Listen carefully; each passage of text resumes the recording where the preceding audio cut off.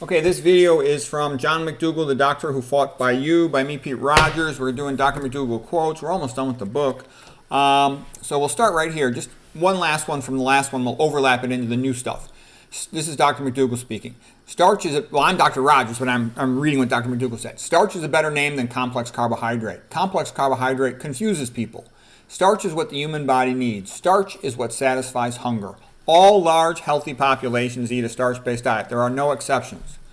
Eating starch is the most important thing for health. Starch is cheap. Humans are starchivores. Most of your calories, about 90%, that's not a misprint, about 90% should come from cooked starch. Starch is a solution to how to become healthy. And I can tell you, this is me, Pete Rogers, speaking now. I've been a doctor over 30 years. The most important thing I ever learned was that humans should eat starch to prevent all the common chronic diseases. That's a very valuable thing to know because there is no other cure for these diseases. And almost all of the patients have these diseases. So this would just change everything if people would actually listen to this. But people don't tend to listen to common sense. They like flashy bells and whistles. Oh, I need a tube up my butt. Oh, I need a CAT scan. You know, they like that. But they don't like, oh, you got to just eat common sense healthy like people have for thousands of years. Oh, no, that's too much. Okay, he continues. You can see the truth. Starch eaters are thin and healthy. Before 1970, when the Chinese ate 90% of their calories from rice, 1 billion out of 1 billion were thin. If you want to help someone to become healthier, teach them how to eat a low-fat, starch-based, whole food, plant-based diet. The McDougall diet is a cost-free, side-effect-free treatment for most of the chronic Western diseases. Walter Kempner had showed that plant-based diet could reverse coronary artery disease by EKG in the 1940s. Pritikin showed it in the 1960s and 70s. Blankenthorne showed it by cardiac cath in the 1970s. Ornish showed it in the 1990s. The ability, and Dr. Caldwell-Esselstyn's shown it more recently, and then Drs. Orsfeld and Montgomery have shown you can even reverse congestive heart failure with a plant-based vegan diet. The ability to partially reverse coronary artery disease with a plant-based diet has been known for a long time.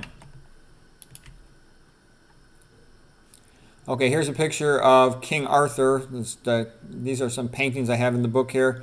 Sort of a medieval chivalry type theme. King Arthur by N.C. Wyeth.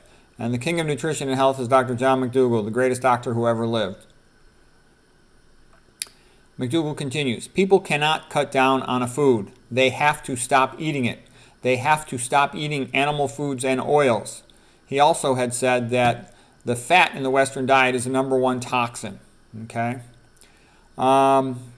McDougall continues, it is just like alcohol and cigarettes. They cannot cut down. They have to stop these things. In all my years as a doctor, 45 years, I have never seen a smoker or an alcoholic be successful at cutting down. They must quit 100%. There is no such thing as a dietary deficiency of omega-3 fat for a plant-based diet. Okay? Essential fat deficiency is essentially unknown in free-living populations. Okay, that's an important point. It's impossible to be too low in fats, including too low in omega-3 fats if you're eating a plant-based diet. Okay, a whole food plant-based diet. That's an important statement. That's coming from Dr. McDougall, and Nathan Pritikin said the same thing. Nathan Pritikin and Dr. John McDougall are both geniuses, okay, and they both really wanted to understand nutrition. They tell you the truth about stuff. Blankenthorne's data showed that only total reduction of dietary fat was beneficial for reduction of atherosclerosis. Yeah, David Blankenthorne did a research paper on atherosclerosis and only a total reduction. It didn't matter what type of fat. It could be sat fat, it could be PUFAs, polyunsaturated fats, it could be MUFAs. They all were atherogenic. Change in type of fat did not provide a significant benefit. Fat paralyzes the insulin receptor. J. Shirley Sweeney's experiment indicated way back in the 1920s, a high-fat meal was fed to medical students and their sugars went up. They'll fail their oral glucose tolerance test. Okay, Dr. McDougall continues. Type 2 diabetes is 100% curable. It's pretty much impossible to get type 2 diabetes while eating the McDougall diet. The McDougall diet is a low-fat, starch-based vegan diet. That's an important point here too. Low fat. It's not the vegan version of the Mediterranean diet, which allows oils and a lot of high-fat stuff. No, it's low fat. Nuts have 80 to 95% of fat and should be kept to a minimum. Esselstyn says don't have nuts at all. I would say you probably should not have them at all. I don't eat them at all just because they're too high in fat. Nuts are also high in advanced glycation and products. Okay, that's another thing I don't like about them. Fat makes cancer grow. Sugar does not. High fat meal. Oh, that's another reason why I'm not impressed by the ketogenic diet for cancer. That's also another reason why I think, Cyphery doesn't get kind of shadow, bond, because the keto diet, I think, for cancer sounds bogus to me. Anyways, Dr. Mcdougall continues. Fat makes cancer grow, sugar does not. High-fat meal decreases PO2 by 20%. Otto Warburg said that he could turn normal cells into cancer cells by depriving them of oxygen. Doesn't that remind you, now these are my words as an aside, doesn't that remind you of T. Colin Campbell? He says he could turn cancer on by giving, in the rodents, in the liver, by giving them more animal protein, and he could decrease it by taking away the animal protein. And also, it sounds like if you cause hypoxia, you increase cancer risk. Yeah, and you can cause mitochondrial dysfunction. Animal protein is sort of anabolic, and it's acidic. Okay, we're not going to get into all that right now. Okay, continuing with Dr. Mcdougall quotes. No naturally occurring diet could be too low in protein or in calcium. There has never been a report of a dietary calcium deficiency. I have never seen a case of protein or calcium deficiency. Okay, do you see how extraordinary these statements are? These are really extraordinary statements. He says, high-fat meal decreases oxygen delivered to the tissues. Decreased oxygen delivered to the tissues can potentially cause cancer. All right? Then he says, earlier he said you can't be too deficient in fat. It's impossible with a plant-based diet to be deficient in fat. It's impossible to be deficient in protein. It's impossible to be deficient in calcium. Well, those are like the big selling points of a lot of foods. Milk touts itself as a protein source and a calcium source, but what he's saying is that's irrelevant. You already got more than enough protein, more than enough calcium, okay?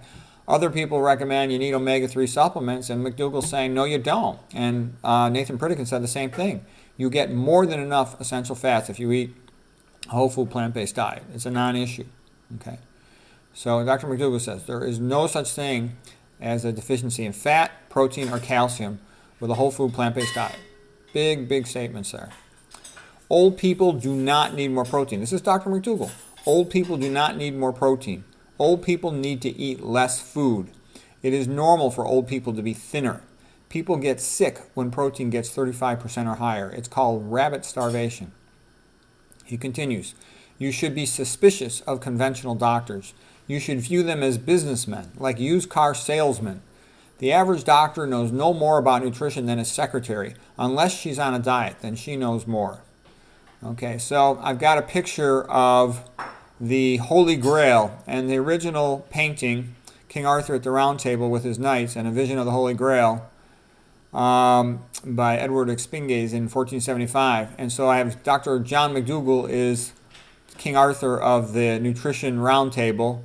There's Mary right next to him. And here's some other famous nutritionists around the periphery.